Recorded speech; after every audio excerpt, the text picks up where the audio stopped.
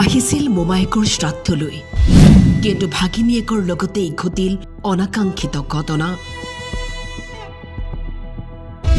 সমগ্ৰ অঞ্চলত এতিয়া শোকৰ ছাঁ কি আচৰিত নিয়তিৰ লিখন 12 দিন পূৰ্বে মৃত্যু হোৱা মোমায়েকৰ হকামলৈ আহি মৃত্যুক খাবতি ললে ভাগিনীয়েকে 21 বছৰীয়া যুৱকজনে পুৱা শ্ৰাদ্ধৰ নিয়ম কৰিবলৈ নদীলৈ গৈছিল গা ধুবলৈ কিন্তু গা ধুই থকা অৱস্থাতেই হেৰাই গ'ল নদীৰ বুকুত এছডিআৰএফ বাহিনীয়ে চলাইছে উদ্ধাৰ অভিযান কালে মোৰ আজি 12 দিন হৈছে আজি সকাম আছিলে তাৰপিছত সকামতে ৰাতিপুৱা লোৱাটো মোৰ লোৱাটো কিয়া ধৰে না কিয়া ধৰি বিলাহত আহে না নদীত গা ধুবলৈ লৈ আহিছিলে চাৰিটা লোৱা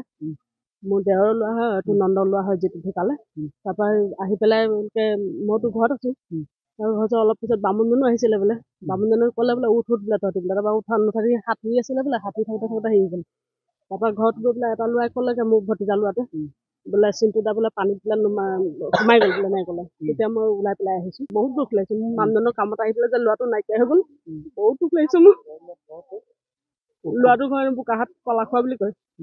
আৰু আমাৰ হয়তো হালমামুগুটি কয় আধাৰটো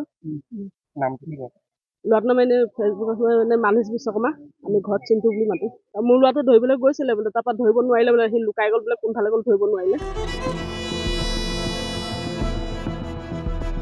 এই ঘটনা সংঘটিত হয় গোলাঘাটৰ হালমৰা মহখুটিত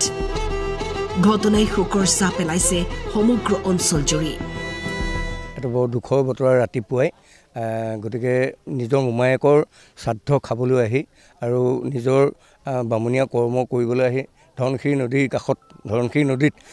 আধাৰ সত্ৰ হালমৰা মহখুটিৰ এটা ডুবিত তেওঁ নিখোজ হৈ গৈছে অতি হৃদয় বিদাৰক গতিকে আমি সকলো মৰ্মাহত হৈছোঁ ভাবিব নোৱাৰা এটা ঘটনা সংঘটিত হৈছে গতিকে আজি প্ৰায় কেইবাদিনো আগতে আহিলে ইয়ালৈ আমি ওচৰ চুবুৰীয়াৰ পৰা জানিব পাৰিছোঁ যে ল'ৰাজন খুব অমায়িক আৰু এই অঞ্চলত খুব খাপ খাই গৈছিলে মাত্ৰ 5 দিনমানৰ আগতে অহা আৰু বোকাখাটত ঘৰ হয়তো তেওঁৰ মাকে এতিয়াও খবৰ পোৱাই নাই গতিকে এটা হৃদয় বিদাৰক ঘটনা ৰাতিপুৱাই গোটেইখন আচলতে গোলাঘাট সমগ্ৰ গোলাঘাট জিলাখনকে জোকাই গৈছে সাঁতুৰিব নজনায়েই এনেকুৱা ঘটনা ঘটিলে আৰু খুব পিছল আছিলে তেওঁ বাৰে বাৰে উঠিবলৈ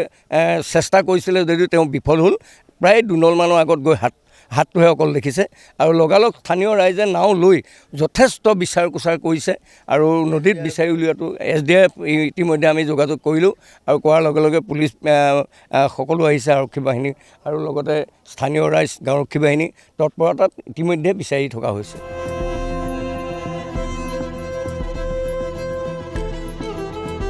গোলাঘাটৰ পৰা ৰাজীৱ কৰ্মকাৰৰ ৰিপৰ্ট টাইম 8